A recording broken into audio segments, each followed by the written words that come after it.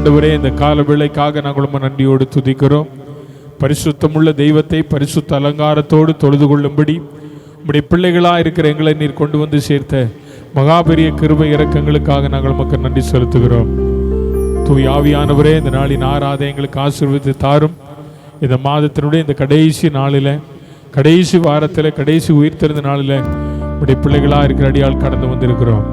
நீர் எங்கள் மத்தியில் மகிமையான காரியங்களை செய்யும் கொண்டு வந்த எல்லா கர்த்தருடைய பிள்ளைகளுக்காக நாங்கள் ஜெபிக்கிறோம். இன்னும் தூரத்திலும் சமீபத்திலிருந்து வரவேண்டிய பிள்ளைகள், பிரயாணமாய் வருகிற பிள்ளைகள், வாகனங்கள் வருகிற பிள்ளைகள், ஒவ்வொருவரையும் கர்த்தர் சுகபத்திரமாய் கொண்டு வரும். எல்லா தடைகளையும் இயேசுவின் நாமத்தினால் எடுத்து போடும். ஜனங்களுக்குள்ள ஒரு விடுதலை கர்த்தர் தருவீராக. எல்லா சோர்வின் ஆவிகளை கர்த்தர் எடுத்து போடும்.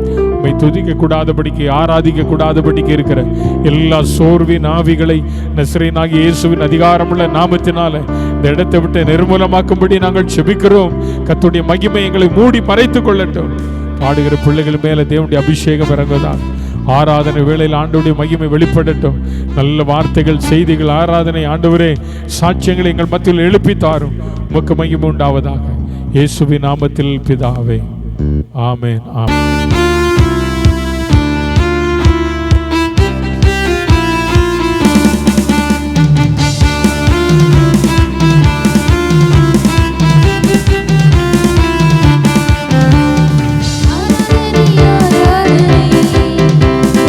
ஆராதனை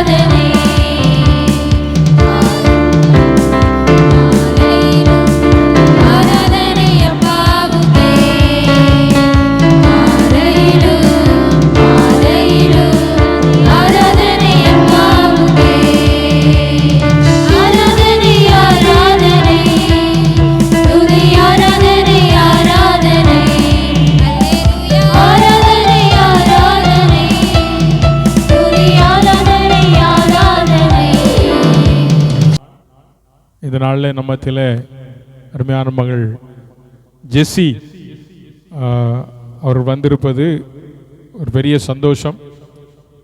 இந்த அருமையான மகள் வேறு யாரும் இல்லை, இந்த அந்தமான் தீவில் பல வருஷங்களாக சிறுவர் ஊழியங்களை செய்து கொண்டிருந்த அருமையான ஐயா ஜேம்ஸ் உங்களில் நிறைய பேருக்கு தெரியும், சிலருக்கு தெரியாது. அவர் கர்த்தருடைய ராஜ்யத்திற்குள்ளே போய்விட்டார்.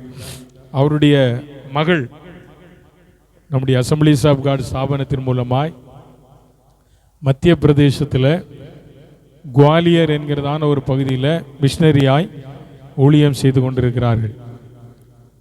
திருமணமான பிறகு இப்போ தான் ஃபஸ்ட் டைம் நினைக்கிறேன், என்னம்மா இப்போ தான் ஃபஸ்ட் டைம் வந்திருக்கிறாங்க. அவங்க கடந்த நாட்களில் வந்து எங்களை பார்த்து அவருடைய ஊழிய காரியங்களை குறித்து பகிர்ந்து கொண்டார்கள். ஸோ அந்த வட இந்தியாவில் உங்களுக்கு தெரியும் இப்போ நடக்கிற சம்பவங்கள், அதில் அத்தனை பாடுகள் மத்தியிலும் கர்த்தருக்காக அவர்கள் கர்த்தருடைய ஊழியத்தை செய்து வருகிறார்கள். குடும்பமாக கர்த்தருடைய ஊழியத்தை செய்கிறார். உங்கள் குழந்தை ஒன்று இங்கே ஓடிக்கிட்டு இருக்கு, நீங்கள் பார்த்துக்கிட்டு இருப்பீங்க. ஸோ கர்த்தர் அந்த அருமையான பிள்ளைகளை அந்த பகுதியில் மகிமையான ஊழியத்தை செய்யும்படி கர்த்தர் அவளை அழைத்திருக்கிறார். நான் கூட அவங்க அம்மா அங்கே இருக்கிறாங்க, அவங்ககிட்ட ஒரு முறை பேசினேன். அம்மா மட்டும் தனியாக அந்தமானில் இருக்கிறாங்க, நீங்கள் அந்தமானுக்கு வந்துடுங்க, இங்கே ஒரு ஊழியத்தார உங்கள் அம்மாவையும் கூட வச்சுக்கிடலாம், ஊழியத்தையும் செய்யலாமேன்னு கேட்டோம். அவங்க வீட்டுக்காரர் ஒரே வார்த்தை சொல்லிட்டார், கர்த்தர் என்ன கொடுத்த தரிசனம் வட இந்தியா தான், அந்தமான் இல்லை. அந்தமானில் இருக்கிற பொண்ணை வட இந்தியாவுக்கு கொண்டு வந்துட்டேன் அப்படின்ட்டாங்க. ஸோ கர்த்தர் நல்லவர். அவர்களுக்காக தொடர்ந்து ஜெபம் பண்ணுவோம். அருமையான சிஸ்டர் கிறிஸ்டினா ஜேம்ஸ் அவங்களும் நம்ம மத்தியில் இருப்பது மிகுந்த சந்தோஷம். இந்த நாளில் அருமையான மகள் ஜெஸ்ஸியை நான் முன்பதாக அழைக்கிறேன். அவங்க வந்து இந்த நாளில் அவருடைய ஊழிய காரியங்களை குறித்து நம்மோடு கூட சாட்சியை பகிர்ந்து கொள்வார்கள். எப்படியெல்லாம் வட இந்தியாவில் அவங்க கர்த்தருடைய ஊழியத்தை செய்கிறாங்க, எத்தனை பாடுகள் அவங்களுக்கு இருக்கிறது, எவ்வளவு தேவைகள் அவர்களுக்கு இருக்கிறது, எல்லாவற்றின் மத்தியிலும் கர்த்தருக்காக நம்ம அந்தமானில் இருந்து போய் கர்த்தருடைய ஊழியத்தை செய்கிற ஒரு பிள்ளை. ஆமென் சொல்லுங்க, அல்லேலூயா அல்லேலூயா. அதுவும் நம்முடைய ஸ்தாபனத்தின் மூலமாக ஊழியம் செய்கிற ஒரு பிள்ளை இந்த நாளில் நம்மத்தில் வந்திருப்பது நமக்கு சந்தோஷம். ஆகவே தொடர்ந்து அருமையான மகள் ஜெஸ்ஸி இந்த நாளில் தொடர்ந்து நம்மோடு கூட அவருடைய ஊழிய காரியங்கள் எல்லாம் பகிர்ந்து கொள்வார். हालेलुया, बोले यीशु मसीह की आमेन। कितने लोग आनंद है प्रभु की उपस्थिति में? எத்தனை பேர் ஆண்டவரோட சமூகத்தில் சந்தோஷமா இருக்கீங்க? आमेन। मैं विश्वास करती हूँ आप लोग सब प्रभु की उपस्थिति में आनंद है। आमेन। நான் விசுவாசிக்கிறேன் நீங்க எல்லாருமே ஆண்டவருடைய சமூகத்தில் ஆனந்தமா இருக்கிறீங்கன்னு. पास्टर जी जैसे बताए थे, मैं यहाँ पर ही मैं पालन पोषण हुई थी। यहाँ अंदमानी मेरा स्थानीय जगह है। ओके, मैं जहाँ जन्म हुआ, पैदा होके ग्रो अप सब यहीं पर हुई थी। मैं अंदमानिल தான் born and brought up எல்லாமே अंदमानिल தான். प्रभु ने मुझे चुना है, जैसे कि वचन में कहते माँ के गर्भ में तुम्हें चुना हूँ। ஆண்டவர் என்ன தாயின் கர்ப்பத்தில் தெரிந்து கொண்டார். मगर प्रभु की योजना कुछ अलग था मेरे जीवन में. ஆனா ஆண்டவருடைய யோசனை வேற ஏதோ இருந்தது என்னோட வாழ்க்கையில. जैसे कि पास्टर जी ने बताए थे, பாஸ்டர் சொன்னது போல मेरा पिताजी यहाँ पर लगभग 25 साल सेवकाई को निभाए थे. என்னுடைய தகப்பன் 25 வருடம் இந்த அந்தமான்ல அவருடைய ஊழியத்தை செய்தார். छोटे बच्चों के बीच में सेवकाई को कर रहे थे. சிறுவர்கள் ஊழியத்தை அவர் செய்து கொண்டிருந்தார். मैं उनके द्वारा बहुत कुछ बातों को मैंने सीखने के लिए मौका मिला. அவர் மூலமா நான் अनेक விஷயத்தை கற்றுக்கொண்டேன். विशेष तौर से क्या मेरे जीवन में सेवकाई में जाने के लिए एक रास्ता भी मेरे पिताजी के द्वारा मुझे मिला था. விசேஷமா நான் ஊழியத்துக்கு போறதுக்கான ஒரு வழி அவர் மூலமா தான் எனக்கு வந்தது. मेरे पापा जी बार-बार बोलते थे आप सेवकाई के लिए समर्पण किया गए हो. என் தகப்பன் அடிக்கடிக்கு ஒரே வார்த்தை தான் சொல்லுவார், ஒன்று நான் ஊழியத்திற்காக ஒப்பு கொடுத்துருக்கேன். कुछ भी हो जाए तेरे जीवन में प्रभु के लिए सेवकाई करना है. என்ன நடந்தாலும் ஆண்டவருக்காக ஊழியம் செய்யணும் அப்படின்னு சொல்லியிருந்தேன். कोई भी तकलीफ आए, कोई भी संघर्ष आए, तो कोई भी मुसीबत आए, आखिरी जीवन तक तुम प्रभु के लिए सेवकाई को करना है.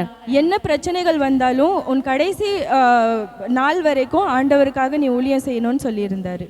कई बार ये शब्द को मेरे पापा मेरे से बोले थे, எத்தனையோ முறை இந்த வார்த்தையை என் தகப்பன் எனக்கு சொல்லியிருக்காரு. मगर उस समय मेरे जीवन में वो सब बड़ा एक इश्यू नहीं, मैंने वो बड़ा बात नहीं सोचा था. ஆனால் அப்போ நான் அதை ஒரு பெரிய விஷயமா எடுத்துக்கல. मेरे जीवन में बहुत कुछ सपना था, என் வாழ்க்கையில் நிறைய கனவுகள் இருந்தது. बहुत कुछ करना है. पापा सेवकाई करते हैं, बहुत मुश्किल से सेवकाई करते हैं, उनके लिए आर्थिक तौर से सपोर्ट करना है, वो सब मेरे माइंड में आता था. என்னுடைய வாழ்க்கையில் நிறைய கனவு இருந்தது. அப்பா ரொம்ப கஷ்டப்பட்டு ஊழியம் செய்கிறாரு, அவருக்கு ரொம்பவே உறுதுணையாக இருக்கணும்னு நான் ரொம்ப யோசிச்சது உண்டு. इस सेवकाई के लिए आर्थिक तौर से जो सपोर्ट चाहिए था वो सब हमें करना है, इसलिए मुझे दुनियादारी नौकरी करना है. நான் என்ன யோசித்தேன்னா, அப்பா ரொம்ப கஷ்டப்பட்டுட்டு இருக்காரு, உலக பிரகாரமாக நான் நல்ல ஒரு வேலையை பார்த்து அப்பாவுக்கு சப்போர்ட்டிவாக இருக்கணும்னு நான் நினச்சேன். मगर प्रभु का योजना कुछ और था. ஆனால் தேவனுடைய சித்தம் வேறு எதுவாக இருந்தது. जब मैं 12th स्टैंडर्ड पढ़ रही थी, நான் 12th படித்துட்டு இருக்கப்போ मेरे जीवन में बहुत बड़ा सपना था.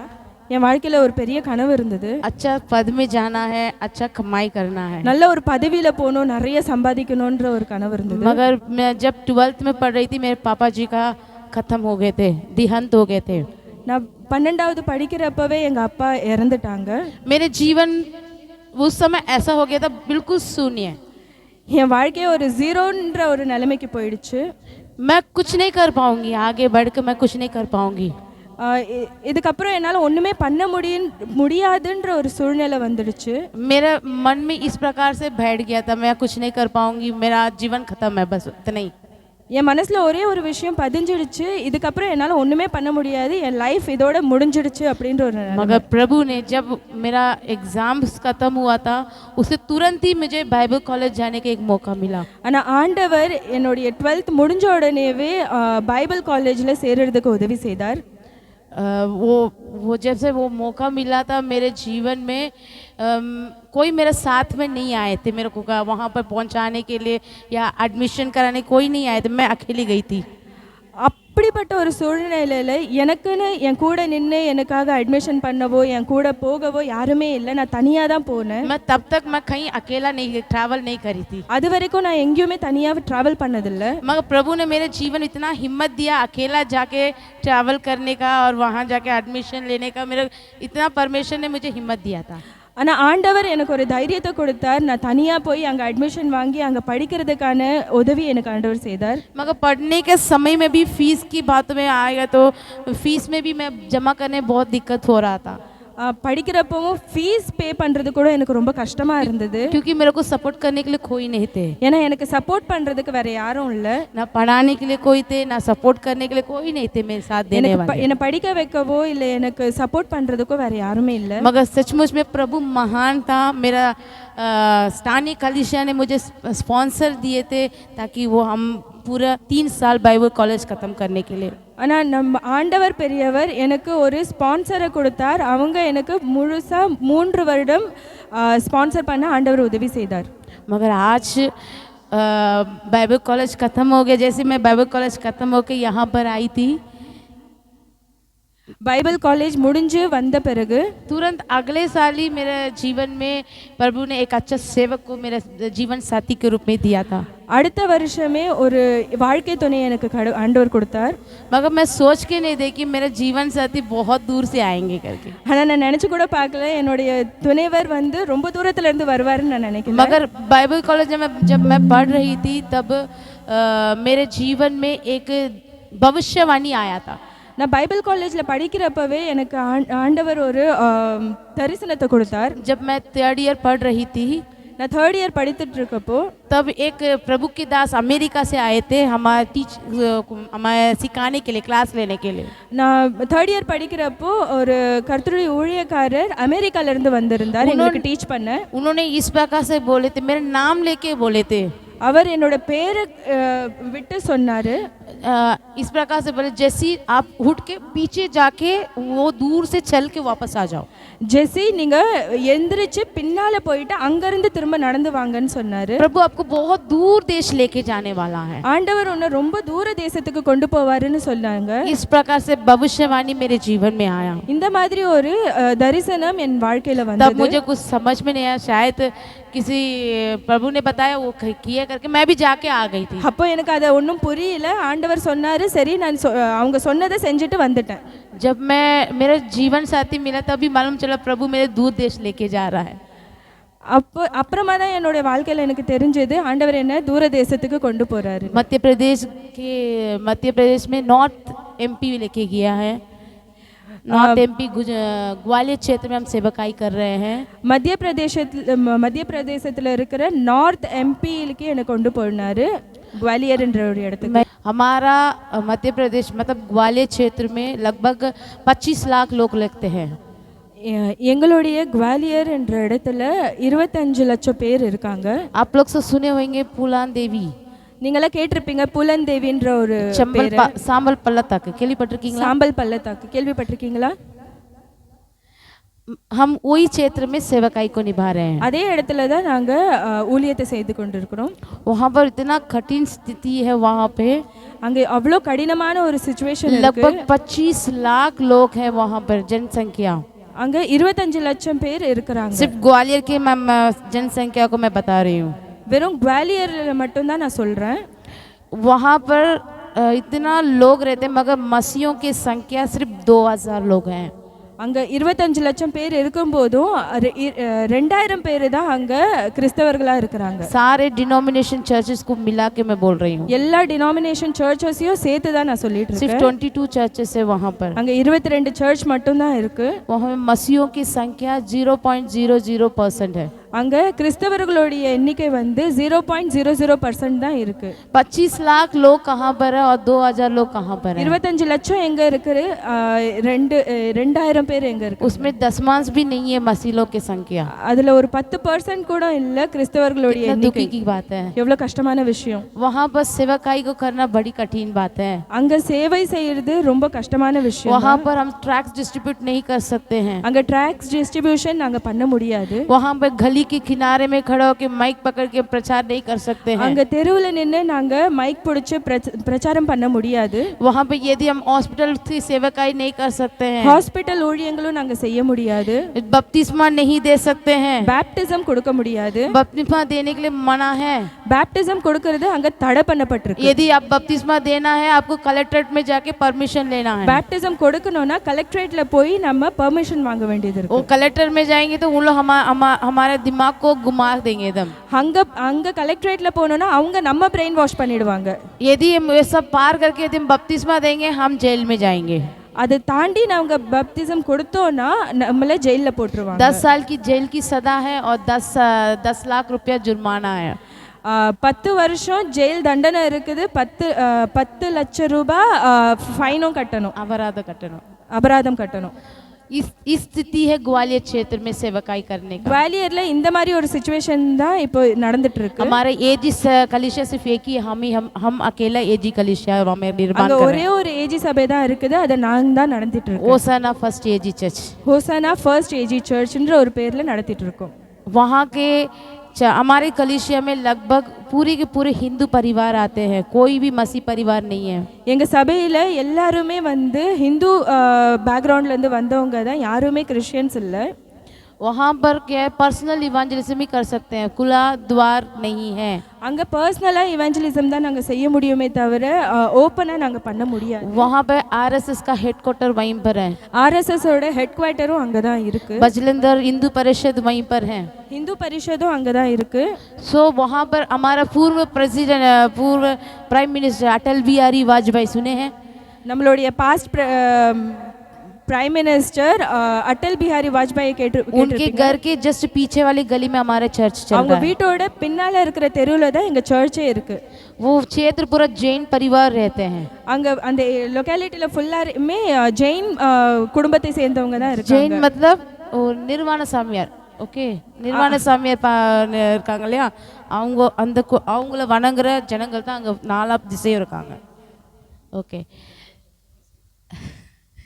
உண்மையிலே அந்த இடத்துல ஆண்டோடைய கிருபையினால தான் இவ்வளவு நாள் நாங்கள் அங்கே ஊழியம் செஞ்சு கொண்டிருக்கோம் ஆமென் सचमुच में प्रभु के अनुग्रह के कारण ही वहाँ पर हम सेवकाई को निभा रहे हैं நிஜமாவே கர்த்தருடைய கிருபையினால தான் நாங்க அந்த இடத்துல இத்தனை வருஷமா ஊழியம் செஞ்சுட்டு இருக்கோம் हमें डर लगता था कभी कभी माइक का स्पीकर वॉल्यूम रेस हो जाएगा तो कोई अंदर आ जाएंगे कोई मारपीट तो नहीं कर देंगे करके ஸ்பீக்கரோட கொஞ்சம் வால்யூம் ஜாஸ்தி ஆனாலும் எங்களுக்கு பயமா இருக்கும் யாராச்சும் உள்ள வந்துருவாங்களோ எங்களை அடிச்சிடுவாங்களோன்ற ஒரு பயம் எங்களுக்கு இருந்துட்டே இருக்கும் बहुत हमें डर डर के वहाँ पर गीत वगैरह गाते हैं जो भी इंस्ट्रूमेंट प्ले करते हैं बहुत डरना पड़ता है खुला द्वार नहीं है பயந்துக்கிட்டே தான் நாங்கள் அங்கே பாட்டு பாடுறதோ இன்ஸ்ட்ருமெண்ட் ப்ளே பண்ணுறதோ எதுவாக இருந்தாலும் ரொம்ப பயந்தே தான் பண்ணுவோம் आज हम वहाँ का स्थिति वैसा है मगर यहाँ पर परमेश्वर खुला दुआ दिया है அங்கே சூழ்நிலை அந்த மாதிரி இருந்தாலும் பட் இங்கே உங்களுக்கு எல்லாருக்குமே ஆண்டவர் நல்லா ஓப்பனாக ஆராதிக்க உதவி செய்திருக்கிறார் मगर खुला द्वार होने के बावजूद भी हम क्या खुल के आराधना नहीं कर पाते हैं ஓப்பனாக ஆராதிக்க ஆண்டவர் நம்மளுக்கு கிருபை செஞ்ச பிறகும் நம்ம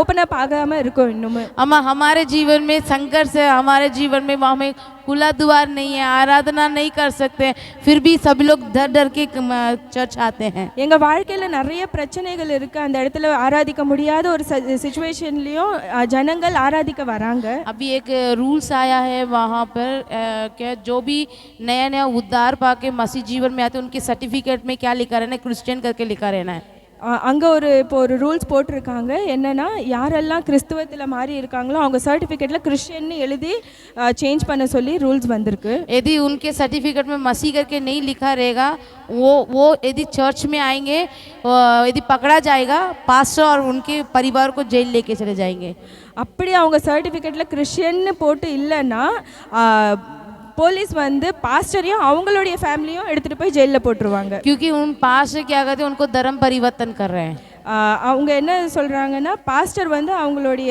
மதத்தை மாற்றுறாரு அப்படின்னு சொல்கிறாங்க मगर सचमुच में हम धर्म परिवर्तन नहीं कर रहे நாங்கள் மதம் மாற்றலை हम मन परिवर्तन कर रहे हैं நாங்கள் மனசை மாற்றுறோம் परमेश्वर धर्म परिवर्तन करने के लिए इस दुनिया में नहीं आया ஆண்டவர் மதம் மாற்ற இந்த உலகத்துல வரல मन परिवर्तन करने के लिए परमेश्वर इस दुनिया में आया நம்ம மனசை மாத்த தான் ஆண்டவர் இந்த உலகத்துல வந்தாரு हमारे जीवन को परिवर्तन करने के लिए आया நம்ம வாழ்க்கையை மாற்ற வந்தாரு हम ये बात को नहीं आप जो भी धर्म में है वही धर्म में रह जाओ भैया आप हमारे मन को सिर्फ बदल के इधर आओ நாங்க இதை தான் சொல்றோம் நீங்க எந்த மதத்தை பின்பற்றீங்களோ அதுலயே இருந்துக்கோங்க உங்க மனசை மட்டும் கொஞ்சம் மாத்திக்கோங்கன்னு தான் நாங்க சொல்றோம் आपका जीवन स्वर्ग राज्य जाना क्योंकि आप जीत जो प्राण है परमेश्वर के द्वारा दिया गया है உங்க வாழ்க்கை வந்து ஒரு ஸ்வர்க்கமா மாறணும்னு தான் நாங்க நினைக்கிறோம் ஏன்னா இந்த வாழ்க்கை வந்து ஆண்டவர் கொடுத்தது इसे वही हम बातों को बोलकर हम उनको मसीह जीवन में अभी लेकर आ रहे हैं இந்த வார்த்தைகளை சொல்லி தான் நாங்க அவங்கள கர்த்தருக்குள்ள கொண்டு வந்துட்டு இருக்கோம் सचमुच में आज हमारे कलीसिया छोटा कलीसिया है बढ़ रहा है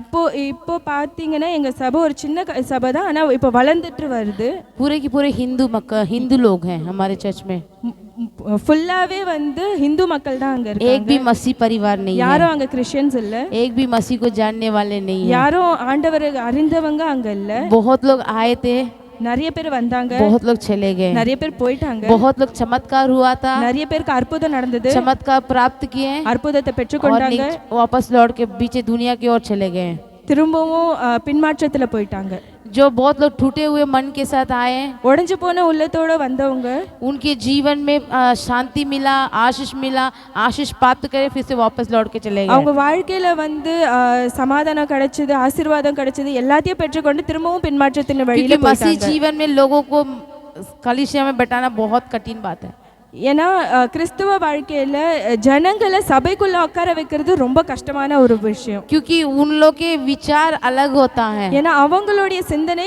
ஒரு டிஃப்ரெண்டா இருக்கும் उन लोग का सोच विचार अलग होता है அவங்களுடைய சிந்தனை அவங்களுடைய பிரின்சிபாலிட்டி எல்லாமே அழகா यदि मैं चर्च आऊँ चर्च में क्या मुझे देंगे அவங்களுடைய நினைப்பு என்னன்னா நாங்க சர்ச்சுக்கு போனோம்னா சர்ச்சில் எனக்கு என்ன கொடுப்பாங்க वही मेंटालिटी से आते हैं அந்த மென்டாலிட்டியோட தான் அவங்க சபைக்கு வராங்க नॉर्थ इंडिया के लोगों के विचार यही है நார்த் இந்தியன்ஸோடைய அவங்களுடைய மென்டாலிட்டி அதுதான் मैं कम करके नहीं बोल रही हूँ मैं हकीकत में वहाँ का स्थिति यही है நான் அவங்கள கம்மியாக சொல்லலை நான் இது என்ன சிச்சுவேஷனோ அதை சொல்லிட்டு இருக்கேன் मगर हकीकत में प्रभु हमारे इस चर्च में अभी धीरे धीरे बढ़ रहा है ஆனால் உண்மையாக சொல்ல போனோன்னா ஆண்டவர் எங்கள் சபையில் ஒரு வளர்ச்சியை கொடுத்துட்ருக்காரு. आमेन। प्रभु इस गवाही को आशीष दे। இந்த சாட்சியை ஆண்டவர் आइए हम ஆசீர்வதிப்பாராக. एक वचन को अध्ययन करेंगे। ஒரு வசனத்தை படிப்போம். हम सब बाइबल खोलेंगे। यिर्मयाह नबी की किताब எரேமியாவின் புத்தகம் 33 चैप्टर 33 33வது அதிகாரம் 30वीं आयत को हम पढ़ेंगे। 30வது வசனம். 30वीं अध्याय 3 चैप्टर 33 वर्स 3। சாப்டர் 33 verse 3 மூணாவது. என்னை நோக்கி கூப்பிடு, அப்பொழுது நான் உனக்கு உத்தரவு கொடுத்து நீ அறியாததும் உனக்கு எட்டாததுமான பெரிய காரியங்களை உனக்கு அறிவிப்பேன்। इन हिंदी में पढ़ेंगे। मुझसे प्रार्थना कर और मैं तेरी सुनकर तुझे बड़ी बड़ी और कठिन बातों को बताऊंगा जिसे तू अब तक नहीं समझता। आमेन, हालेलुया। आइए उस वचन के ऊपर हाथ रखकर हम प्रार्थना करेंगे। வாங்க அந்த வசனத்துக்கு மேலே நம்ம கையை வச்சு நம்ம ப்ரேயர் பண்ணுவோம். जीवित महान अनुग्रहकारी परमेश्वर पिता, इस सुंदर समय के लिए प्रभु जी हम आपके चरणों में आते हैं। राजा प्रभु, आज इस वचन के द्वारा आप हमसे बातें कीजिए, हमारे कानों को, हमारे प्रभु जी विचारों को, प्रभु जी हमारे हृदय को हम खोलते यीशु के नाम से। प्रभु आप हमसे बातें कीजिए राजा, तू बड़े और हम घटने पाए। सारे आदर महिमा जलाल हम आपको देते हैं, यीशु पिता के नाम से मांगते सुनिए और ग्रहण कीजिए। आमेन, आमेन, आमेन, हालेलुया, हालेलुया। बोलो यीशु मसीह की आमेन। इस वचन को दोबारा हम पढ़ेंगे। திரும்பவும் இந்த வசனத்தை படிப்போம். मुझसे प्रार्थना कर और मैं तेरी सुनकर तुझे बड़ी बड़ी और कठिन बातों को बताऊंगा जिसे तू अब तक नहीं समझता। आमेन, हालेलुया। इस वचन में 4 भाग हम कर सकते हैं।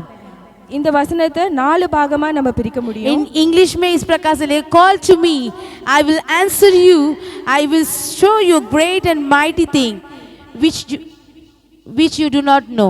आमेन।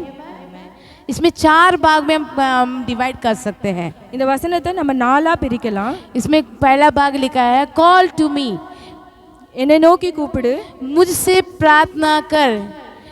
ये वचन ये कहता है एक डायरेक्ट इनविटेशन, प्रभु की ओर से एक निवेदन आ रहा है, मुझसे प्रार्थना कर। हालेलुया। இந்த வசனத்தின் மூலமா கர்த்தரிடத்திலிருந்து நமக்கு ஒரு டைரக்டான ஒரு இன்விடேஷன் கிடைக்குது. என்னை நோக்கி கூப்பிடுன்னு அவர் ये சொல்றாரு. किसके पास आ रहा है ये बातें?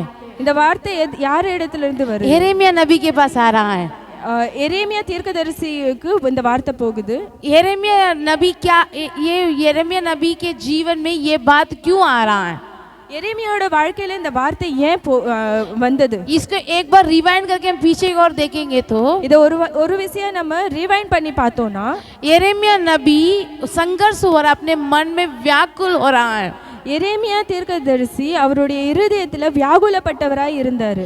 क्यों व्याकुल हो रहा? अपने लोग, अपने प्रजा नष्ट हो रहे हैं, अपने लोग गुलामीपन में जा रहे हैं करके वो संघर्ष कर रहा है। அவர் ஏன் வியாகுலப்பட்டார்னா, அவருடைய சொந்த ஜனங்கள் நஷ்டப்பட்டு போறாங்க, அடிமைத்தனத்துல போயிட்டு இருக்காங்கன்னு அவர் வியாகுலப்படுறாரு. यरूशलेम शहरपना टूटा हुआ है, जला हुआ है। शहरपना எருசலேம் நகரம் உடைந்து போன ஒரு நிலைமையில இருக்குது. यिर्मयाह नबी व्याकुल हो रहा है, मन में दुखी हो रहा है। எரேமியா தீர்க்கதரிசி மனசுல அவ்வளோ வியாகுலப்படுறாரு. परमेश्वर के पास वो तकलीफ होके प्रार्थना कर रहा है। ஆண்டவரிடத்துல அவ்வளோ மனஸ்தாபப்பட்டு அவரு வேண்டிக் கொள்ளுறாரு. परमेश्वर की उपस्थिति में आकर प्रार्थना कर रहा है, ये प्रार्थना कर रहा है। ஆண்டவருடைய சமூகத்துல வந்து இப்படியே அவர் பிரேயர் பண்ணாரு, मुझसे प्रार्थना कर। प्रभु खुद बोल रहा है, मुझसे प्रार्थना कर, तेरा दुखी को, सारे बातों की, हृदय की कलेशों को हम दूर करूंगा। என்னை நோக்கி கூப்பிடு, உன்னோட இருதயத்தை எல்லா மன கஷ்டத்தையும் நான் எடுத்து போடுவேன்னு ஆண்டவர் சொல்றாரு. आमेन, हालेलुया, ஆமென். हालेलुया। आज भी हमारे जीवन में दुख है। आमेन। आज हमारे जीवन में परेशानी है, संघर्ष कर रहे हैं, बहुत सारी बातों के लिए हम भी प्रार्थना कर रहे हैं।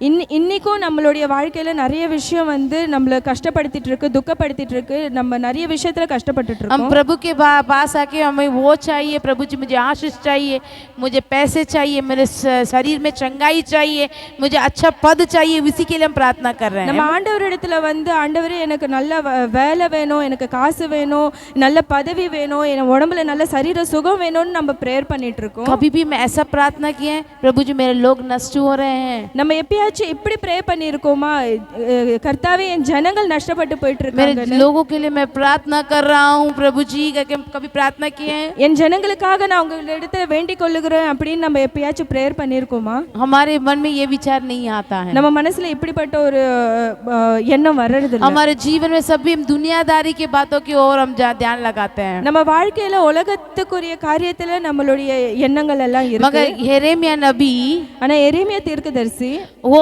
अपने मन में व्याकुल हो रहा है. அவர் அவருடைய இருதயத்துல வியாகுலப்படுறாரு. इसलिए व्याकुल हो रहा है, हमारे खुद के लोग, इजरायली लोग, वो क्या कर रहे हैं, गुलामी होके जा रहे हैं. அவர் வேதனைப்படுறதுக்கான காரணம் அவருடைய சொந்த ஜனம் இஸ்ரேல் ஜனம் அடிமைத்தனத்துக்குள்ள போயிட்டு இருக்காங்க. वहाँ के शहर पना टूटा हुआ है, அந்த நகரமே உடைந்து போன ஒரு जला दिया गया है. எரிக்கப்பட்டு இருக்கு. कितना दुखी की खबर है. எவ்வளவு வேதனைக்குரிய காரியம் இது. यदि शहर पना सही नहीं होगा तो लोग कैसे सही रहेंगे? அந்த நகரமே சரியா ஒரு நிலைமையில இல்லைன்னா அங்க இருக்கிற ஜனங்கள் எப்படி நல்லா இருக்கும்? बाबिलोन देश के राजा वहाँ के आके सारे लोगों को गुलाम करके लेके जा रहा है. பாபிலோன் தேசத்து ராஜா அங்க வந்து அந்த இடத்துல இருக்கிற எல்லா ஜனங்களையும் அடிமையா கொண்டு போறாரு. ये सब बातों को यिर्मयाह के कान में पहुंच रहा है. यिर्मयाह दुखी हो रहा है. இந்த வார்த்தைகள் எல்லாம் எரேமியாவோட காதுக்கு போகுது. அவர் ரொம்ப கஷ்டப்படுறாரு. यही एक मसीह प्रजा के दिल है.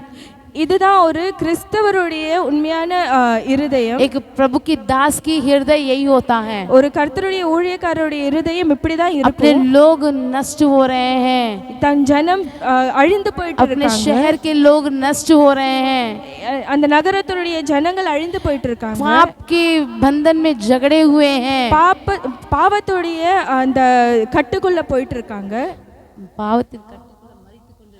பாவத்து கட்டுக்குள்ள மரித்து போயிருக்கிறாங்க. इस प्रकार जो व्याकुल होता है वही प्रभु की दास के हृदय है. இந்தபடியா வியாகுலப்படுறது தான் ஒரு கர்த்தருடைய ஊழியக்காரருடைய இருதயம். मगर प्रभु कहता है तू मुझसे क्या करो, प्रार्थना करो, call to me and I will answer thee and show the great and mighty things. Hallelujah. ஆனா ஆண்டவர் சொல்றாரு, என்னை நோக்கி கூப்பிடு, அப்பொழுது நான் உனக்கு உத்தரவு கொடுப்பேன், நீ அறியாததும் உனக்கு எட்டாததுமான காரியங்களை உனக்கு அறிவிப்பேன் என்றார். आमेन. परमेश्वर कहता है आपसे जो कुछ भी बातें मैं बताऊंगा, बड़े बड़े कार्यों को तुम्हारे द्वारा मैं करूंगा. ஆண்டவர் சொல்றாரு, நான் உன்கிட்ட உன்னை கொண்டு பெரிய பெரிய காரியங்களை செய்வேன்னு எரேமியாக்கு ஆண்டவர் சொல்றாரு. आमेन. यदि हम वचन में और हम वचन को हम खोल कर देखेंगे तो அடுத்ததா ஒரு வசனத்தை பார்ப்போம். उत्पत्ति, genesis chapter 29 verses 21 to 22. chapter 29வது வசனம் 21 22. Genesis chapter 20.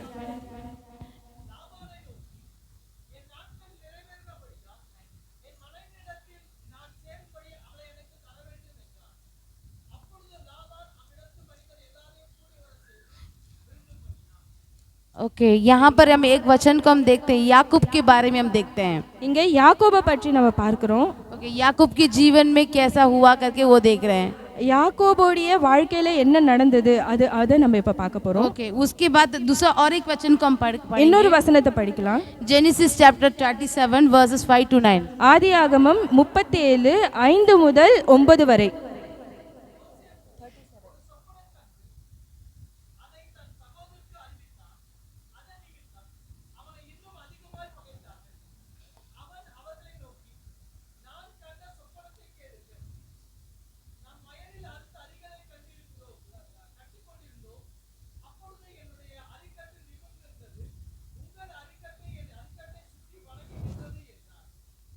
आमेन, हालेलुया.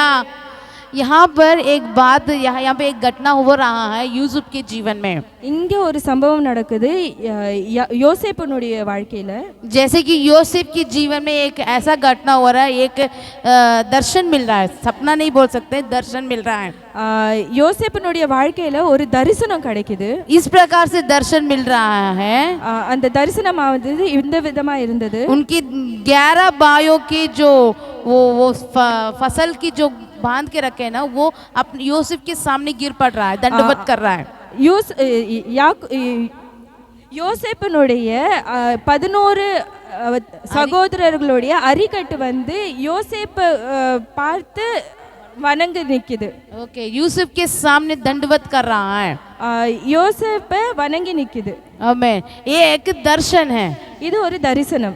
और एक सपना आ रहा है उनको, இன்னொரு தரிசனம் அவருக்கு வருது. सूरज और चांद और चंद्रमा सब उनको दंडवत कर रहा है। சூரியன் சந்திரன் அப்புறம் ஸ்டார்ஸ் எல்லாமே அவரை வணங்குது. आमीन। यूसुफ के जीवन में ये 2 सपना आ रहा है। இந்த ரெண்டு தரிசனம் யோசேப்பினுடைய जब यूसुफ வாழ்க்கையில की வருது. उम्र 17 साल था। அப்போ வந்து யோசேப்புக்கு 17 வயசு இருந்தது. ओके, 17 साल उम्र में परमेश्वर यूसुफ के जीवन में ये दर्शन को दे रहा है। 17வது வயதுல ஆண்டவர் இந்த தரிசனத்தை யோசேப்புக்கு इस கொடுக்கிறாரு. छोटा उम्र में जब यूसुफ के जीवन में ये दर्शन आ रहा है, यूसुफ क्या है इसके बारे में समझ नहीं है। இந்த சின்ன வயசுல யோசேப்புக்கு இந்த தரிசனம் வருது. இத பற்றின ஒரு சின்ன அவேர்னஸ் கூட யோசேப்புக்கு இல்ல. इसके पहले यूसुफ के पिताजी यूसुफ को क्या कहते हैं, सारे भाइयों के सामने ऊंचा खड़ा कर रहा है। இதுக்கு முன்னாடி யோசேப்பினுடைய தகப்பன் வந்து எல்லா சகோதரர்களுக்கு மேலா யோசேப்பை வைக்கிறாரு. क्योंकि यूसुफ घर का सबसे छोटा लड़का था। ஏன்னா யோசேப்பு வீட்டுல எல்லாத்தோட சின்ன பையனா இருந்தாரு. मगर यूसुफ के ऊपर उनके पिताजी याकूब ने बहुत प्रेम रखने के कारण उनके रंग बिरंगे कपड़ा को पहना रहा है। யோசேப்பு அவருடைய தகப்பன் அதிகமா நேசிச்சதுனால பல வர்ண வங்கியை அவருக்கு கிஃப்டா கொடுக்கறாரு. इसलिए वो ये कपड़ा को यूसुफ को पहना रहा है। मैं सारे बेटों से मैं इनसे बहुत प्रेम रखा हूँ। மற்ற எல்லா மகன்களை விட யோசேப்பன் அதிகமா நேசிக்கிறது தான் அது அந்த பலவர்ண அங்கி குறிக்கிறது. यूसुफ ही अगला मेरा परिवार को चलाने वाला बेटा है करके उनके पापा उनको आदर दिया, उनको ऊंचा खड़ा करता है। ஏன்னா யோசேப்பு தான் அந்த குடும்பத்தை யாக்கோபுக்கு அடுத்தது வழி நடத்த போற ஒரு மகனா இருக்கிறதுனால அந்த மேன்மையை அவருக்கு கொடுத்தார். मगर यूसुफ के संग जितने भी भाई लोग थे यूसुफ को नफरत कर रहे थे। ஆனா யோசேப்போடைய எல்லா சகோதரரும் அவரை வெறுத்துட்டு இருந்தாங்க. क्योंकि यूसुफ को पापा बहुत प्रेम करते हैं, हमें प्रेम नहीं करते हैं। எல்லாரும் என்ன நினைச்சிட்டு இருந்தாங்கன்னா அப்பா வந்து யோசேப்பை மட்டும் தான் நேசிக்கிறாரு, எங்களை நேசிக்கிறது இல்லைன்னு யோசிச்சுட்டு இருந்தாங்க. क्योंकि यूसुफ को इतना बड़ा पद दे दिया पापा, हमें क्या है, हमें नीचे कर दिया। யோசேப்புக்கு இவ்வளோ பெரிய பதவியை அப்பா கொடுத்துட்டாரு, எங்களெல்லாம் ஒண்ணுமே இல்லாம வச்சிருக்காருன்னு நினைக்கிறாங்க. इस प्रकार से भाई लोग सोचने के कारण இந்த மாதிரி சகோதரர்கள் நினைக்கிறதுனால यूसुफ को बहुत नफरत करने लगे। யோசேப்பை அவங்க வெறுக்க ஆரம்பிச்சாங்க. इतना नफरत करे उनको खत्म करने तक नफरत करने लगे। எந்த அளவுக்கு வெறுத்தாங்கன்னா யோசேப்பை இல்லாம பண்ணிடணும்ன்ற அளவுக்கு அவரை வெறுத்தாங்க. उसी समय में परमेश्वर ये दर्शन को यूसुफ के जीवन में दे रहा है। இந்த ஒரு சிச்சுவேஷன்ல தான் யோசேப்புக்கு ஆண்டவர் இப்படி ஒரு தரிசனத்தை கொடுக்கறாரு. आपके साथ 11 भाइयों की वो फसल आपके सामने दंडवत करने के समान। மற்ற அந்த 11 சகோதரர்கள் அரிக்கட்டு வந்து யோசேப்பை வணங்குற மாதிரி ஒரு தரிசனத்தை கொடுக்கறாரு. ये दर्शन को अपने भाइयों के साथ यूसुफ शेयर कर रहा है। இந்த தரிசனத்தை சகோதரர்களோட யோசேப் ஷேர் பண்றப்ப उनके भाई लोग ने उनको क्या कर दिया, धक्का देके उन लोग चले गए। அவனுடைய சகோதரன் அதாவது யோசேப்பை வந்து தள்ளி விட்டுட்டு இவங்க போயிடுறாங்க. मेरे से बकवास मत करो करके धक्का देके चले गए। தேவையில்லாத பேச்செல்லாம் என்கிட்ட பேசாத அப்படின்னு சொல்லிட்டு தள்ளி விட்டுட்டு போயிடுறாங்க. उनके पापा के पास जाके ये सपना को वो यूसुफ ने शेयर कर रहा है। அவங்க அப்பா கிட்ட போயிட்டு யோசேப்பு அவருடைய அந்த தரிசனத்தை ஷேர் பண்றாரு. उनके पापा भी ये दर्शन को समझ नहीं पाए हैं। அவங்க அப்பா கூட அந்த தரிசனத்தை புரிஞ்சுக்க முடியல. उनके पापा भी यूसुफ को देख के मजाक उड़ा रहे हैं। அவங்க அப்பா கூட அவங்க மகனை பார்த்து கிண்டல் பண்றாரு. एक समय ऐसा आया, ஒரு இப்படி ஒரு சிச்சுவேஷன் வந்தது. यूसुफ गुलामीपन की ओर लेके गया। யோசேப்பை வந்து அடிமையா கொண்டு போகப்பட்டார். उनके खुद के भाई लोग ने उनको बेच दिए 20 चांदी के पैसे के சொந்த लिए। சகோதரர்களே அவரை வந்து விற்று போட்டாங்க. यूसुफ को एक गुलाम के रूप में मिस्र देश लेके चला गया। யோசேப்பை வந்து இஸ்ரேல் தேசத்துக்கு எகிப்து தேசத்துக்கு அனுப்பிட்டாங்க. वहां पर जाके गुलामी कर रहा है। அங்க போய் அடிமைத்தனத்துல இருக்காரு அவரு. तब तक वो घर जब अपने पिताजी के घर में था कोई काम नहीं किया। அவங்க அப்பா வீட்ல இருந்த வரைக்கும் அவர் ஒரு வேலையும் பார்த்தது இல்ல. वो राजा के बेटा के समान जीवन बिताया। ராஜாவோட மகனை போல ஒரு வாழ்க்கை அவர் வாழ்ந்துட்டு இருந்தாரு. मगर अभी उनके स्थिति को देखिएगा, गुलामीपन में जा रहा है। இப்போ அவருடைய நிலைமை எப்படி இருக்குன்னா ஒரு அடிமையா இருக்கிறாரு. मिस्र देश में लेके अनजान शहर है। எகிப்து தேசம் ஒரு அவருக்கு தெரியாத ஒரு தேசத்துல கொண்டு போயிட்டாங்க அவரை. अनजान देश है, अनजान लोग है, भाषा अलग है, वहाँ के रहन सहन अलग है, वहाँ के खाने के तरीका अलग है।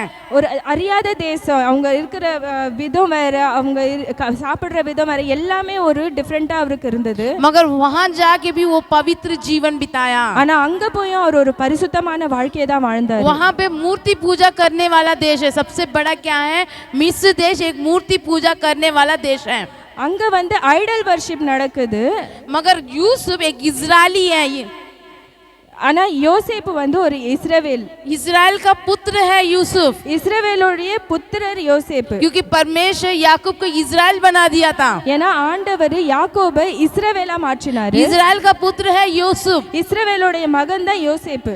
मगर परमेश्वर उनको ये कठिन स्थितियों में अगुवाई कर रहा है। ஆனா ஆண்டவர் இந்த ஒரு சிச்சுவேஷன்ல கூட இந்த கஷ்டமான சூழ்நிலையிலும் ஆண்டவர் அவரை நடத்துறாரு. 17 साल में गुलाम में जा रहा है। 17 வயசுல அடிமைத்தனத்துக்குள்ள போறாரு.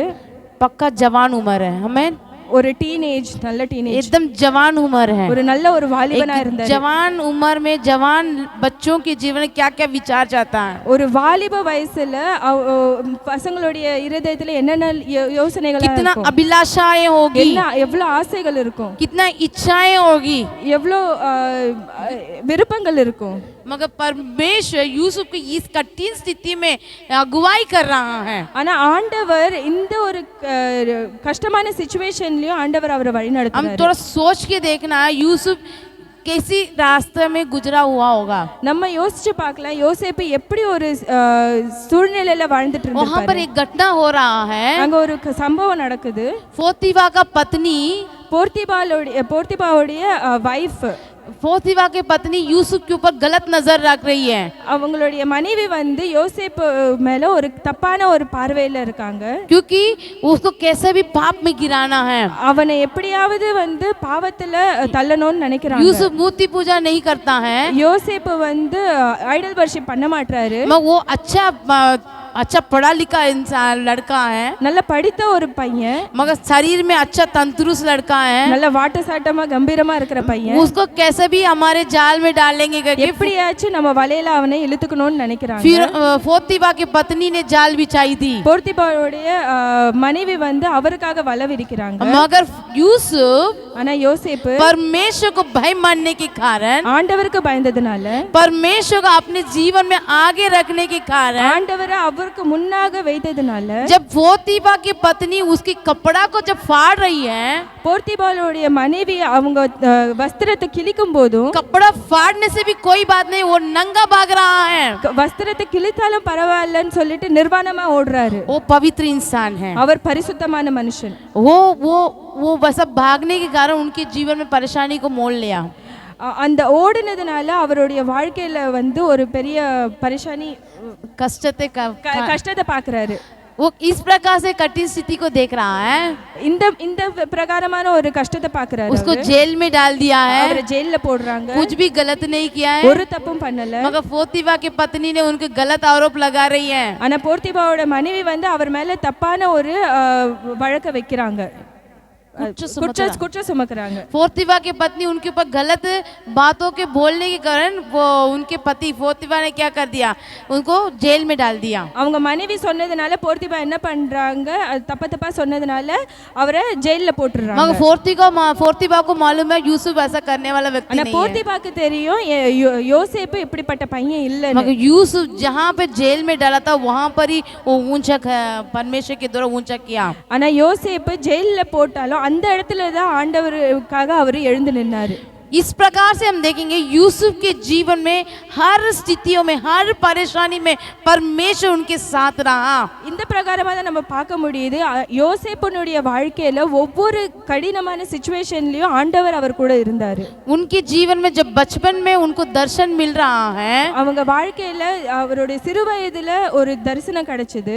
वो दर्शन को परमेश्वर कैसा पूरा करना उस रास्ते में लेके जा रहा है।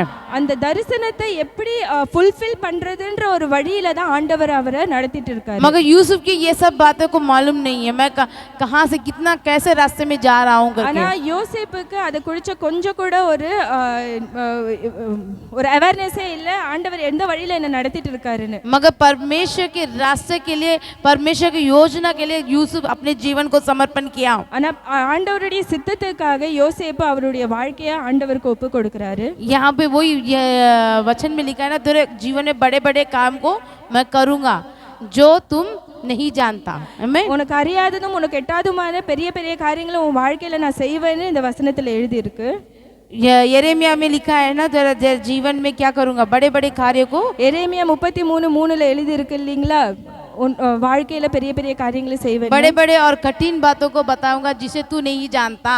உனக்கு அறியாததும் உனக்கு எட்டாததுமான காரியத்தை செய்வேன் என்று ஆண்டவர் சொல்லி இருக்காரு. यही बात यूसुफ के जीवन में भी हो रहा है। இதே ஒரு காரியம் தான் யோசேப்பினுடைய வாழ்க்கையிலும் நடக்குது. यूसुफ को नहीं मालूम है तेरे जीवन में मैं क्या करने वाला हूँ करके। யோசேப்புக்கு தெரியாது அவர் வாழ்க்கையில அவர் என்ன செய்ய போறாருன்னு அவருக்கு தெரியாது. यूसुफ जब 30 साल हो गया, யோசேப்புக்கு 30 வயசானப்போ परमेश्वर यूसुफ को पूरा मिस्र देश के लिए प्रधानमंत्री के रूप में ऊंचा करता है। ஆண்டவர் எகிப்து தேசத்துல ஒரு எகிப்து தேசத்துக்கும் அதிகாரியாக ஆண்டவர் உயர்த்துகிறார். ஹalleluya, ஹalleluya. ஆண்டவர் யூசுஃபை முழு எகிப்து தேசத்துக்கும் அதிகாரியா மாற்றுகிறார். ஆமென். அவர் கண்ட சொப்பனங்கள், அவர் கண்ட தரிசனங்கள் அந்த நாளில் நிறைவேறுது. ஆமென். ஆண்டவர் யூசுஃபுடைய வாழ்க்கையில எந்தெந்த பாதையில கொண்டு போறாருன்னு நீங்க பாருங்க. 17 வயதுல யூசுப் அடிமைத்தனத்துக்குள்ள கொண்டு வரப்படுகிறாரு. 17 வயதுலேருந்து 30 வயது வரைக்கும் கடினமான பாதைகள், எகிப்துல பல சோதனைகள் மத்தியிலும் பல பிரச்சனைகள் மத்தியிலும் ஆண்டவர் யூசுப்பை கொண்டு போனாலும் யூசுப் அந்த எல்லா காரியங்களையும் பரிசுத்தமாய் வாழ்க்கை வாழ்ந்ததுனால ஆண்டவர் யூசுப்பை தலையாய் மாத்தினார். ஹalleluya, ஹalleluya. அங்க அந்த போர்த்திபா யூசுப் கீழே தான் இருக்கார். ஆமென்.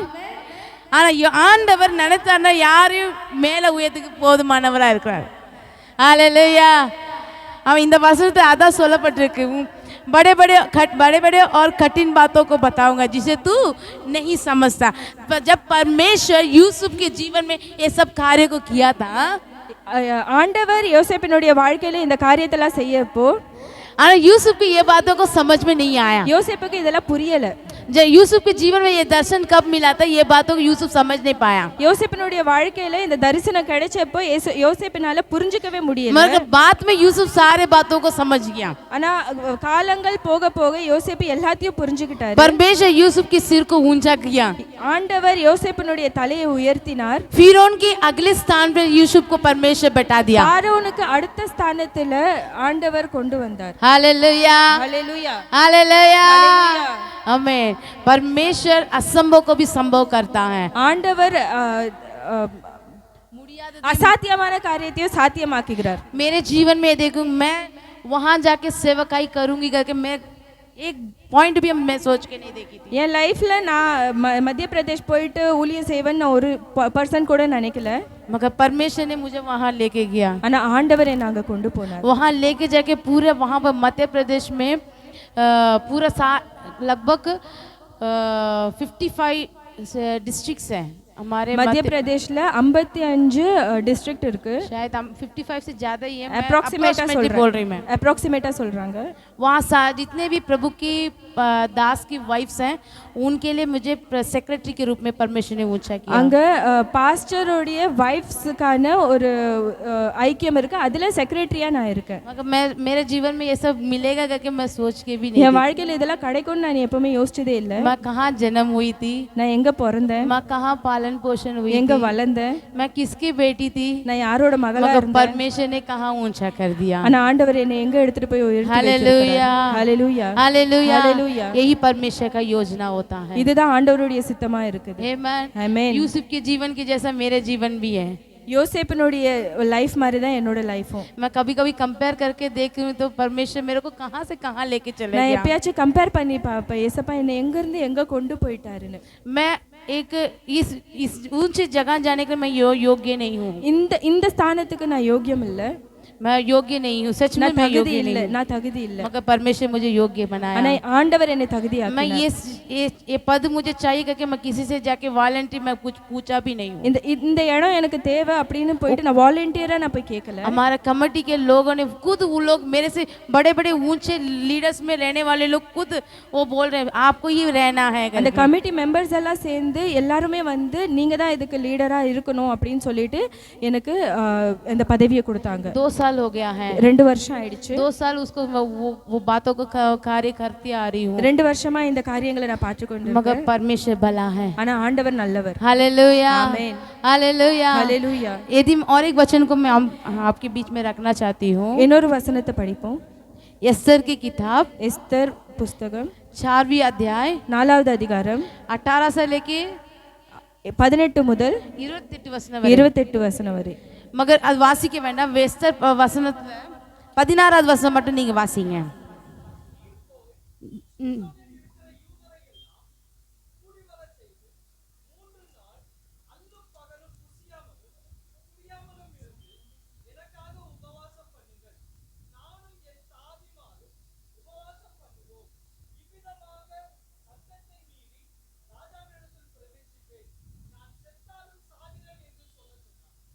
आमीन, हालेलुया। ये घटना आपको सबको शायद जानते हैं, இந்த சம்பவம் உங்க எல்லாருக்குமே தெரியும் एस्तर நினைக்கிறேன். के जीवन में हो रहा है।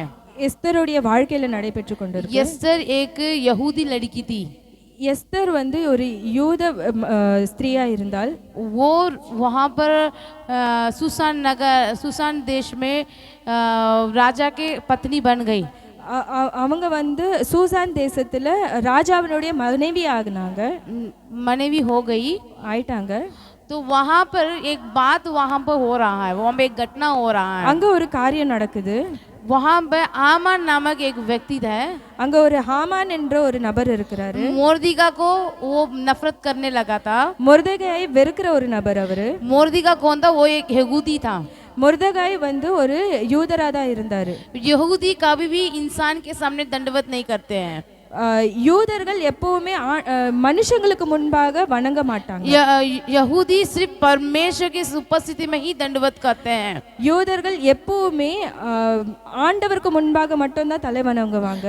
वो आमान इन बातों को देख रहा है, ஆமான் இந்த காரியத்தை எல்லாம் நோட் பண்ணிட்டு இருக்காரு. पूरा देश के लोग मुझे दंडवत करते हैं, மொத்த தேசமே என்ன வணங்குறாங்க, मगर ये यहूदी ये मोर्दिका मुझे दंडवत नहीं कर रहा है। இந்த யூதன் இந்த மொர்தெகாய் என்ன வணங்க மாட்றானே, मुझे लज्जित कर रहा है, என்ன வந்து இவன் இன்சல்ட் பண்றான், इसको कैसे भी मार डालना है, இவனை எப்படியாச்சும் கொன்றணும், इसको ये मेरा रास्ते से अलग करना है, என் வழியை விட்டு இவனை விலகிடணும். केवल इसको नहीं पूरा इसका यहूदी खानदान को ही खत्म करना है। இவனை மட்டும் இல்ல முழு யூதர்களையும் இந்த இடத்துல இருந்து நான் இல்லாத பண்ணிடணும்னு நினைக்கிறான். आमन का योजना बना रहा है इस प्रकार से। ஆமான் இப்படி எல்லாம் யோசனை பண்ணி கொண்டு இருக்கிறான். एक दिन क्या कर रहा है, ஒரு நாள் அவன் என்ன பண்றானா, राजा की उपस्थिति में जाके ராஜாவுடைய சந்நிதியில போய் गलत गलत बातों को बोलकर தப்பு தப்பான காரியத்தை சொல்லி मोर्दिका के विरोध में चाल कर रहा है। மோர்திகாவுக்கு விரோதமா அவர் வந்து திட்டம் தீட்டுறாரு. कैसे भी इसको करना है, எப்படியாச்சும் இவனை முடிச்சிடணும். इस प्रकार से बोल रहा है। एक प्रकार के झुंड के लोग हैं, आपको दंडवत नहीं करते हैं। ஒரு கூட்ட ஜனங்க இருக்காங்க, அவங்க வந்து உங்களை வணங்க மாட்றாங்கன்னு சொல்றான். इस प्रकार के झूठे झूठे बातों को बोलकर இந்த மாதிரி தப்பு தப்பான ஒரு விஷயத்தை சொல்லி राजा के मन को भड़का देता है। ராஜாவுடைய மனசை மாற்றுறாரு. तो राजा बोलता है ठीक है, आपको जो करना है करो, मेरा ये लो, ये अंगूठी पकड़ो, उसको सील लगा के जो करना है करो करके ராஜாவும் என்ன பண்றாருன்னா, நீ என்ன பண்ணுமோ பண்ணு, இந்த என்னுடைய ரிங்க வச்சுக்கோ, நீ என்ன பண்ணுமோ சீல் வச்சு நீ பண்ணிக்கோன்றாரு. முத்திர மோதத்தையே ராஜா என்ன பண்றாரு, அந்த ஆமான் கையில கழட்டி கொடுக்கறாரு. तो उस स्थिति में हामान के हाथ में राजा के जो वो अंगूठी आ गया है। இந்த மாதிரி ஒரு சிச்சுவேஷன்ல ஆமானுடைய கையில ராஜாவினுடைய முத்திர மோதிரம் கிடைச்சிடுச்சு. तो वहां पर वो आमान क्या कर रहा है, एक लेटर बना रहा है, लेटर लिख के पूरा जितने भी देश हैं सारे देश में यहूदी लोग जो यहूदी लोग हैं ये इस फलाना तारीख में फलाना दिन में हम उनको खत्म करना है। ஆமான் ஒரு லெட்டர் எழுதுறாரு, அந்த இருக்கிற சுற்றி இருக்கிற தேசத்துக்கு எல்லாத்துக்குமே அனுப்புறாரு, யூத ஜனங்களை இந்த டேட்ல எல்லாரையும் கொன்னுடணும். क्योंकि वो मुझे दंडवत नहीं किए, ஏன்னா அவங்க என்ன வணங்குறது இல்ல. जब सील लगा देता राजा के जो अंगूठी से सील लग जाता है, எப்போ ஒரு ராஜாவினுடைய முத்திர மோதிரத்தினால சீல் அடிக்கப்படுதோ उसको कभी चेंज नहीं कर सकते, அதை எப்பவுமே மாற்ற முடியாது. क्योंकि राजा ने सील लगा दिया, ஏன்னா ராஜாவுடைய சீல் அதுல இருக்கு, उसको कभी बदल नहीं सकता, कोई नहीं बदल सकता, அதை யாராலையும் எப்பவுமே மாற்ற முடியாது. इस प्रकार से वो लेटर सारे देश में चला जाता है. இந்த பிரகாரமா அந்த லெட்டர் எல்லா தேசத்துக்கும் போயிடுது. ये लेटर मोर्दिका के हाथ में भी आ गया. இந்த லெட்டர் இப்ப மொர்தெகாயோட கையில கிடைக்குது. மொர்தெகா रो रहा है, पिलक पिलक के रो रहा है. மொர்தெகாய் வந்து அழுகுறா, மன கஷ்டத்தினால அழுகுறான், मन उड़ंज अलगराரு. तो मोर्दिका ये ऐसा रो रहा है, गली में बैठ के मिट्टी को सिर में डाल के रो रहा है. मोर्दिका வந்து மண்ணை எடுத்து தலையில வாரி போட்டு அழுகுறாரு. मेरे लोग नष्ट होने वाले हैं, ये जन அழிந்து போக போறாங்க. छोटे बच्चों से लेके जन्म हुए बच्चों से लेके बूढ़े लोग सब खत्म होने वाले हैं. பிறந்த குழந்தையில இருந்து எடுத்து வயதானவங்க வரைக்கும் எல்லாமே பழிந்து போறாங்க. ये पूरा लोग मेरा खानदान पूरा खत्म होने वाला है, என்னுடைய சந்ததி எல்லாம் முடிய போகுதுன்னு நினைச்சு அழுறாரு. इसे रो रहा है, அவர் அழுறாரு, मन में व्याकुल हो रहा है, व्याकुलப்பட்டு அழுறாரு. ये सारे बातें एस्तर के जीवन में पहुंच रहा है.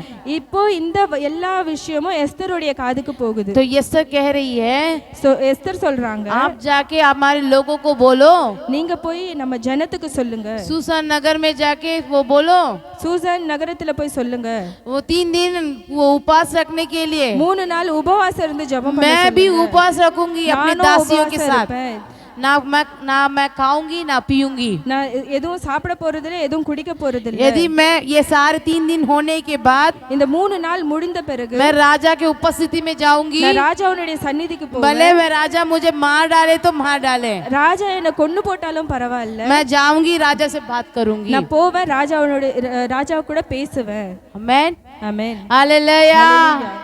मगर एस्तर के जीवन में ஆனா எஸ்தருடைய வாழ்க்கையில भविष्य में होने वाले बातों को फ्यूचरல நடக்க போற விஷயத்தை एस्तर नहीं समझ पाई, एस्तर அறியல.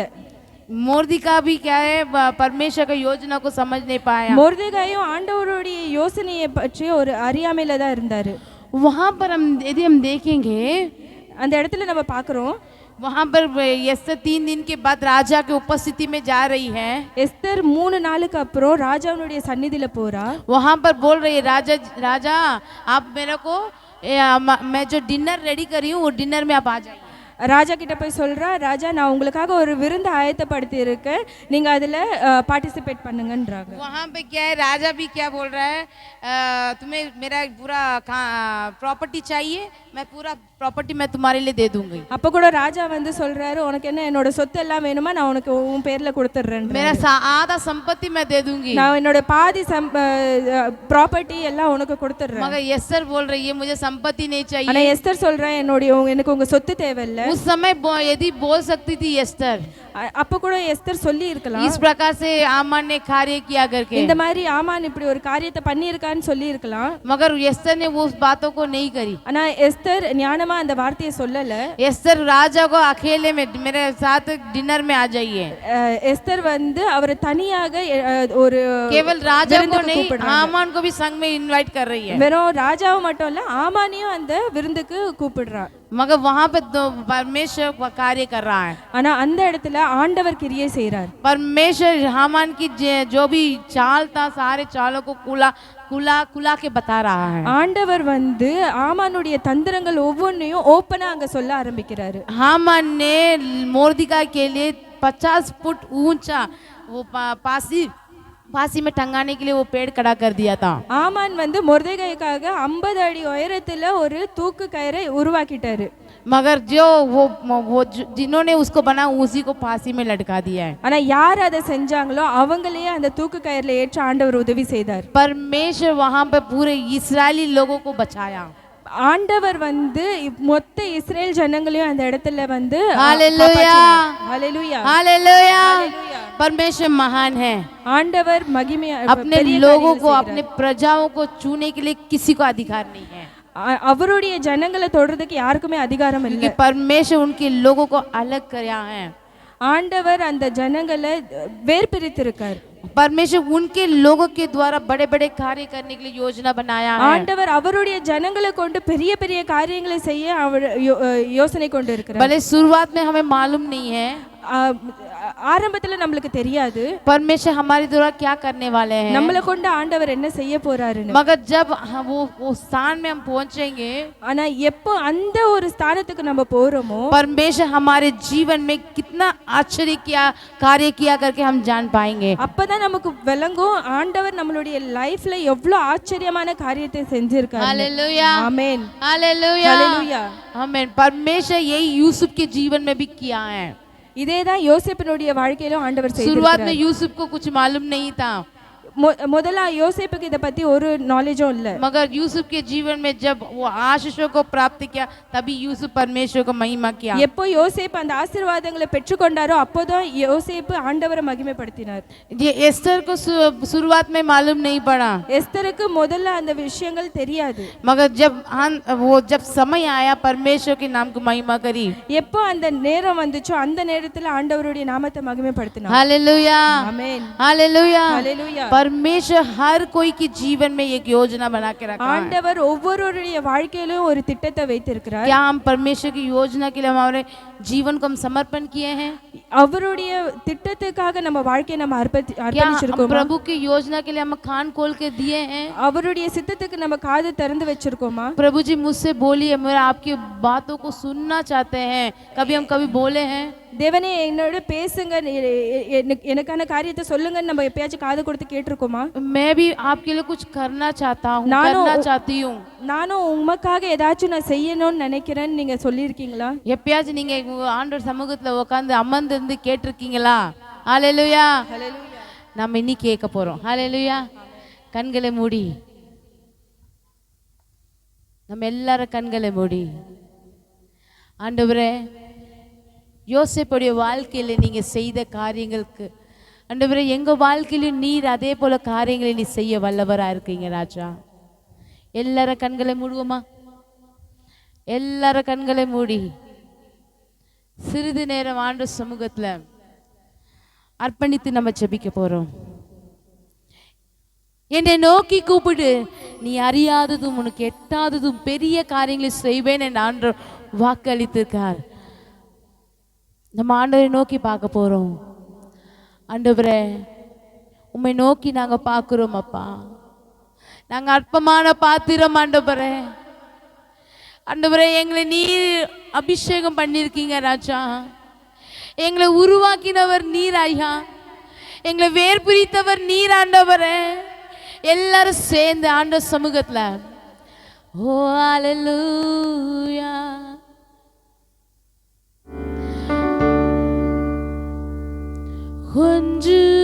ஒன்றுமில்லாத என்னை நினைத்தால் உயர்த்தி வைத்த நல்ல தெய்வமே.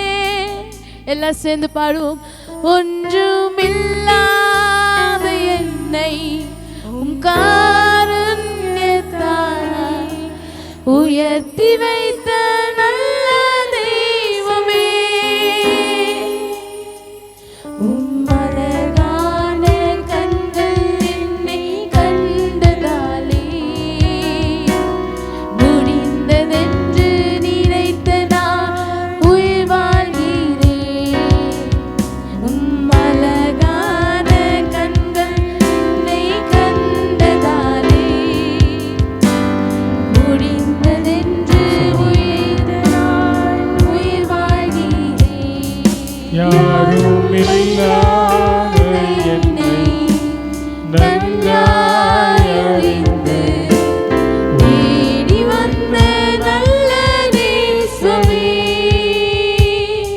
யாரும் இல்லாத என்னை நன்றாய் அறிந்து தேடி வந்த நல்ல ஈஸ்வரே, அழகான கண்கள் என்னை கண்டதாலே முடிந்ததென்று நினைத்த நான் உயிர் வாழ்கின்றேன். அழகான கண்கள் என்னை கண்டதாலே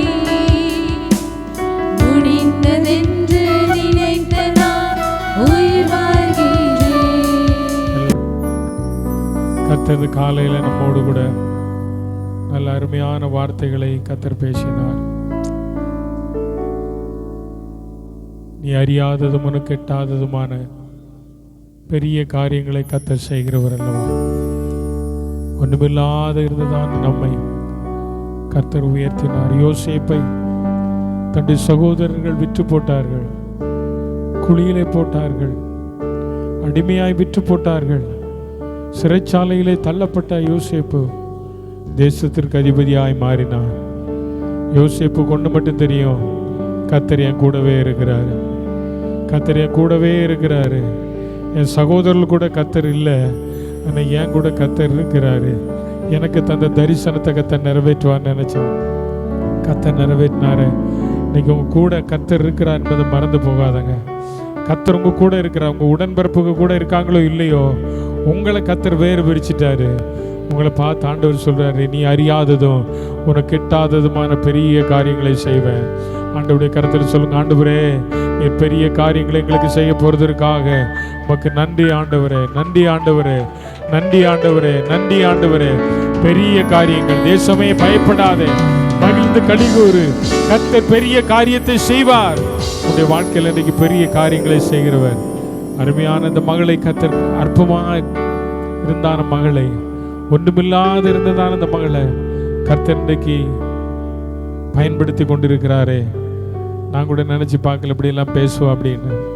ஆனால் கர்த்தர் தேவன் கொடுத்த கிருபை வரங்கள், தேவனுடைய அபிஷேகம், தேவனுடைய அனாயிண்டிங், தேவனுடைய அழைப்பு இந்த பிள்ளைகள் மேலே இருக்கிறது. எல்லாரும் ஜெபம் பண்ணுவோம். ஆண்டவரே இந்த பிள்ளைகளை ஊழியத்தில் எடுத்து பயன்படுத்துங்கப்பா. இந்த பிள்ளைகளுடைய தேவைகளை சந்திங்க. அவன் ஒரு நிமிஷம் கடந்த நாட்களில் எங்களோடு கூட பேசும்போது அந்த மகன் சொன்ன ஒரே ஒரு காரியம், பயங்கரமான உஷ்ணம் குவாலியரில் இந்த குழந்தைய வச்சுட்டு இருக்கிறது என்பது ரொம்ப கடினமான ஒன்று. ஏர் கூலர் வச்சா கூட முடியாது பாஸ்டர், எங்களுக்கு ஒரு ஏசி தேவை, அதுக்காக ஜெபம் பண்ணுங்கன்னு சொன்னான். கர்த்தர் அந்த தேவையை சந்திக்கணும். கையை வச்சு ஜெபம் பண்ணுங்களா. ஆண்டவரே இந்த பிள்ளைகளுடைய தேவைகளை கர்த்தர் சந்திக்கணும். இந்த பிள்ளைகளுடைய தேவையை கர்த்தர் சந்திப்பீராகன்னு சொல்லுங்க. இந்த பிள்ளைங்களுக்கு ஆண்டவரே எங்களால் என்ற உதவியை நாங்கள் செய்ய நீர் எங்களுக்கு உதவி செய்யும். உதவி செய்யுங்க ஆண்டவரே, உதவி செய்யுங்க ஆண்டவரே. கிருபையுள்ள நல்ல தகப்பனே, அன்பின் ஆண்டவரே, இந்த நல்ல நாளுக்காக நாங்கள் ரொம்ப நன்றியோடு துதிக்கிறோம், ஸ்தோத்தரிக்கிறோம். இந்த காலையில் ஆண்டவரே, காலை ஆராதனை துவங்கின நேரம் முதல் இம்மட்டுமாய் நீர் எங்களுக்கு நல்லவராயிருந்து எங்களை வழிநடத்தினீர். இந்த நாளில் எங்கள் மத்தியில் கொண்டு வந்த அருமையான மகள் ஜெசிக்கா ஜெபம் பண்ணுகிறோம். அவருடைய கணவனாருக்காக ஜெபம் பண்ணுகிறோம். அவருடைய குழந்தைக்காக ஜெபம் பண்ணுகிறோம். பிள்ளைகள் செய்கிற ஊழியங்களில் ஆண்டவருடைய கிருபை இருக்கட்டும். ஆண்டவர் இந்த குவாலியர் பகுதியில் கர்த்தருடைய பிள்ளைகளை கொண்டு போயிருக்கிறீரே, அதற்காக உமக்கு ஸ்தோத்திரம். பயங்கரமான சூழ்நிலைமையின் பாதையில் கர்த்தர் தம்முடைய பிள்ளைகளோடு கூட இருக்கிறேன். யோசேப்போடு கூட கர்த்தர் இருந்தார் என்று பார்வோன் கண்டானே, அதே போல இந்த பிள்ளைகளோடு கூட கர்த்தர் இருக்கிறார் என்பதை அந்த தேசத்து ஜனங்கள் காணும்படியாய், ஆண்டவர் அங்கே இருக்கிற அதிகாரிகள் காணும்படியாய், அரசியல்வாதிகள் காணும்படியாய் கர்த்தருடைய பிள்ளைகளை எடுத்து பயன்படுத்துவீராக, குடும்பமாய் பயன்படுத்துவீராக. பிள்ளைகளுடைய எல்லா தேவைகளை கர்த்தர் சந்திப்பீராக. குழந்தையினுடைய ஆண்டவரை எந்த பலவீனங்கள் வராதபடி பாதுகாத்துக்கொள்ளும். விசேஷமாக பிள்ளைகளுக்கு ஆண்டவரே சொல்லதான அந்த காரியத்திற்காக நாங்கள் ஜெபம் பண்ணுகிறோம். கர்த்தாவை யாருடைய கண்கள் இருந்தால் தயவு கிடைத்து அந்த பொருள் வாங்குவதற்கான உதவிகளை கர்த்தர் பரத்திருந்த நம்முடைய பிள்ளைகளுக்கு செய்து கொடுப்பீராக. விசேஷமாய் கிறிஸ்டியன்ஸுக்காக ஜெபம் பண்ணுகிறோம். கர்த்தர் அவளோடு கூட அவளுக்கு நல்ல சுகத்தை தாரும். தாராதனைக்கு வந்த சிறியோர் பெரியோர் ஒவ்வொருவரையும் ஆண்டவரை ஆசீர்வதித்து வழி நடத்துவீராக. ஆண்டவரை படிக்கிற பிள்ளைகளுக்கு வேண்டிய ஞானத்தை கிருபை தாரும். வேலை செய்கிற பிள்ளைகளோடு கூட இருக்கும். தொழில் செய்கிற பிள்ளைகளுடைய தொழிலை கர்த்தர் ஆசீர்வதிக்கணுமே. ஆண்டவரே சோத்திரம், வருகிற இந்த நாட்களில் பிறந்த நாள் திருமண நாளை கொண்டாடுகிற பிள்ளைகளுக்காக நாங்கள் ஜெபம் பண்ணுகிறோம். ஒவ்வொருவரையும் ஆசீர்வதிங்க ஆண்டவரே. வருகிற புதிய மாதம் பிள்ளைகளுக்கு ஆசீர்வாதமாக இருக்கட்டும். ஒரு நாட்களில் மெயின்லாண்டு கடந்து போக வேண்டும் என்று பிளான் பண்ணி இருக்கிற பிள்ளைகளுடைய பிரயாணங்களுக்காக நாங்கள் ஜெபம் பண்ணுகிறோம். கர்த்தர் கூட இருந்து சுகபத்திரமாக எங்கள் மத்தியில் கொண்டு வாரும். ஆண்டவரே உம்முடைய திருக்கரத்தில் ஒப்பு கொடுக்கிறோம். இயேசுவின் நாமத்தில் ஜெபிக்கிறோம் ஜீவனுள்ள நல்ல பிதாவே. என் ஆத்துமாவே கர்த்தரை ஸ்தோத்திரி, என் முழுமே பரிசுத்த நாமத்தை ஸ்தோத்திரி. என் ஆத்துமாவே கர்த்தரை ஸ்தோத்திரி, அவர் செய்த சகல உபகாரங்களையும் மறவாதே. நம்முடைய கர்த்தராகிய இயேசு கிறிஸ்துவின் கிருபையும் பிதாவாகிய தேவனுடைய அன்பும் பரிசுத்த ஆவியானவரின் சமாதானம் காவலும் இன்றும் என்றும் கர்த்தருடைய வருகை மட்டும் இருப்பதாக. அல்லேலூயா, அல்லேலூயா. கர்த்தர் உங்களை ஆசீர்வதிப்பார்.